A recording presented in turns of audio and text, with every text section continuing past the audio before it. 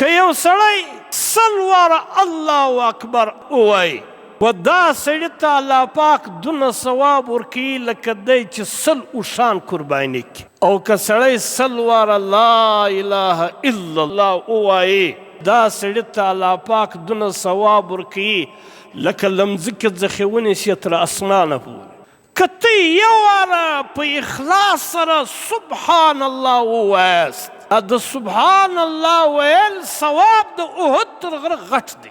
په دا 10 ورځو کې نیک عمل کول د یو مجاهد تر جهاد هم زیات ثواب لري. ګوره کله کله په د عباداتو کې عظمت د وخت په اعتبار سره راځي. ګوره یو موږ ته نن نفل کوو نو د نفلو ثواب دی، لیکن دغه نفل چې موږ په روزه کې کول د دې نفلو ثواب د فرضو سره برابر، او یو فرض په 80 په روزه کې. اوس دا عظمت له کومې خوا په دا نفلو کې رالی؟ د روزې په وجه سره.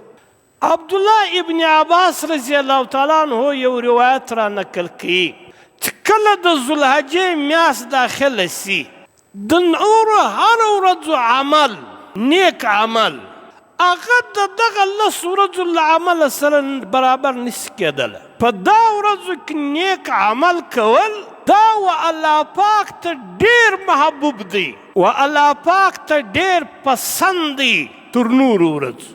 په دا شپو کې په دا 10 شپو کې چې یو سړی نیک عمل کوي، نفل کوي، تلاوت کوي، ذکر کوي، صدقه او خیرات کوي، دا ورځو کې نیک اعمال و الله پاک ته محبوب او پسندیده دي تر نورو ورځو. صحابه کرامو له نبی علیه الصلاة وسلام ته وویل یا رسول الله په نورو ورځو کې که یو سړی په جهاد لره تللی آیا د دغه ورځو نیک عمل تر هغه مجاهد تر جهاد هم افضله دی؟ نبی علیه الصلاة وسلام وفرمایل چې په دا 10 ورځو کې نیک عمل کول د یو مجاهد تر جهاد هم زیات ثواب لري. ها نبی علیه الصلاة وسلام هغه مجاهد چې هغه د الله په لار کې تللی سره د مال او د ځانه او مال هم د الله په لار کې قرباني سي، ځان هم د الله په لار کې قرباني سي، هغه د دغه ورځو د نیک اعمال له ثواب سره بیا برابر ګرځي.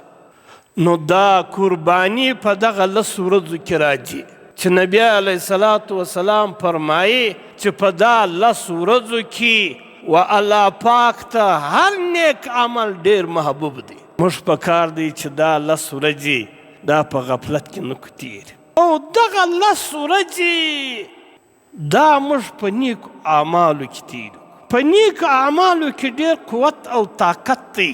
نبی علیه الصلاة وسلام یو ورځ صحابه کرامو ته ویل ول په تاسې کې یو سړی دونه نیک عمل کولی سي لکه د احد غر.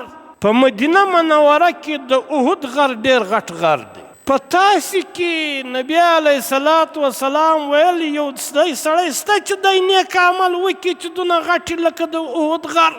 صحابه کرام ورته ویل یا رسول الله په موږ کې څوک دونه وس او طاقت لري چې دونه نیک عمل وکړي لکه د احد غر؟ نبی علیه الصلاة وسلام وفرمایل ولته یې کولی سئ که ته یو واره په اخلاص سره سبحان الله ووایاست. دا د سبحان الله ویل ثواب د احد تر غره غټ دی. که ته یو واره په اخلاص سره الحمدلله ووایاست، د دې الحمدلله ویل ثواب د احد تر غره غټ دی. که ته یو واره الله اکبر ووایاست، دا د الله اکبر ویل دا د احد تر غره ثواب غټ دی. او که ته لا اله الا الله ووایاست، دا لا اله الا الله ویل د دې ثواب د احد تر غره غټ دی. نو موږ په کار دی دغه 10 ورځې دا په غفلت کې نشي پر راتېري. په یو بل حدیث شریف کې راځي نبی علیه الصلاة وسلام فرمایي د دا ذکر په فضایل کې نبی علیه الصلاة وسلام فرمایي که یو سړی 100 واره سبحان الله ووایي سبحان الله سبحان الله سبحان الله سل وارې ووایي. الله پاک و دا سړي ته د سلو عربي مریانو د ازادولو ثواب ورکوي. لکه یو سړی چې سل عربي مریان ازاد کړي دا به څو ثواب لري؟ که یو سړی سل واره سبحان الله ووایي.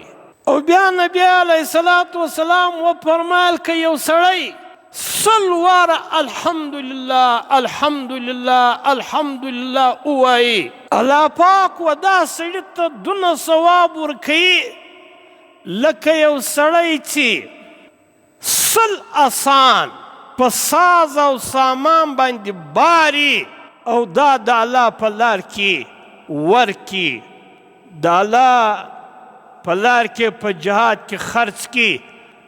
دا سل اسان په ساز و سامان باندې بار د الله په لار کې خرڅول ډېر ثواب لري که لږ ثواب لري؟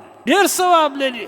نبی علیه الصلاة والسلام وفرمایل که یو سړی سل واره الحمدلله ووایي د سلو اسانو د مال باندې بار چې د الله په لار قرباني کې دونه ثواب ورته ته د الله پاک ورکوي. او نبی علیه الصلاة والسلام وفرمایل که یو سړی سل واره الله اکبر الله اکبر الله اکبر ووایي و دا سړي ته الله پاک دونه ثواب ورکوي لکه دی چې سل اوښان قرباني کړي. زموږ وروستیو په وس کې یو اوښ په قرباني وس و طاقت موږ ته لرو چې یو سړی سل واره الله اکبر الله اکبر الله اکبر ووایي. نبی علیه الصلاة والسلام فرمایي چې الله پاک و دا سړي ته دونه ثواب ورکوي لکه دی چې سل اوښان د الله په لار کې قرباني کړي. او که سړی سل واره لا اله الا الله لا اله الا الله لا اله الا الله ووایي، نبی علیه الصلاة والسلام فرمایي چې دا سړي ته الله پاک دونه ثواب ورکوي لکه لمځکې څخه ونیسي تر اسمانه پورې. نو موږ دغه لس ورځې دا کلمې سردار د کلماتو دي. کوم سړی چې دا کلمې ډېرې وایي د الله په نیز باندې دا سړی سردار دی. نیک اعمال په دا شپو کې و الله پاک ته ډېر محبوب دي. کوم سړی چې په دا لس شپو کې نیک اعمال کوي دا سړی به د الله پاک ته ډېر محبوب ګرځي. دا لس ورځې ډېر د برکت والا ورځې دي. په بل روایت کې نبی علیه الصلاة والسلام فرمایي د دې لس ورځو د هرې ورځې روزه د یوه کال د روزې سره برابره. که یو سړی په دا ورځو کې یوه روزه ونیسي الله پاک د یوه کال د روزو ثواب ورکوي. او په نم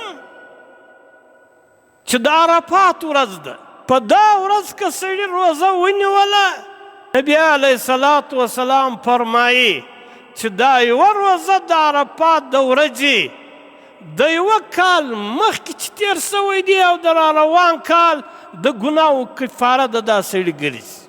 او نبی علیه الصلاة والسلام فرمایي د دا لس ورځو شپې د لیلة القدر له شپې سره برابر دی. لیلة القدر خو په روزه په آخري لس شپو کې او بیا په تاک شپو کې راځي. او په قرآن کریم کې الله پاک فرمایي چې لیلة القدر خیر من الف شهر. د لیلة القدر د زرو میاشتو سره برابره ده. چې په لیلة القدر په شپه کې سړی عبادت وکړي دا د زرو میاشتو سره ثواب برابر دی. او نبی علیه الصلاة والسلام فرمایي دغه لس ورځې دا د ذوالحجې د لوی اختر د میاشتې د دې هره شپه د لیلة القدر سره برابره ده. نو موږ په کار دی چې په دا لس ورځو کې ښه نیک اعمال کوو.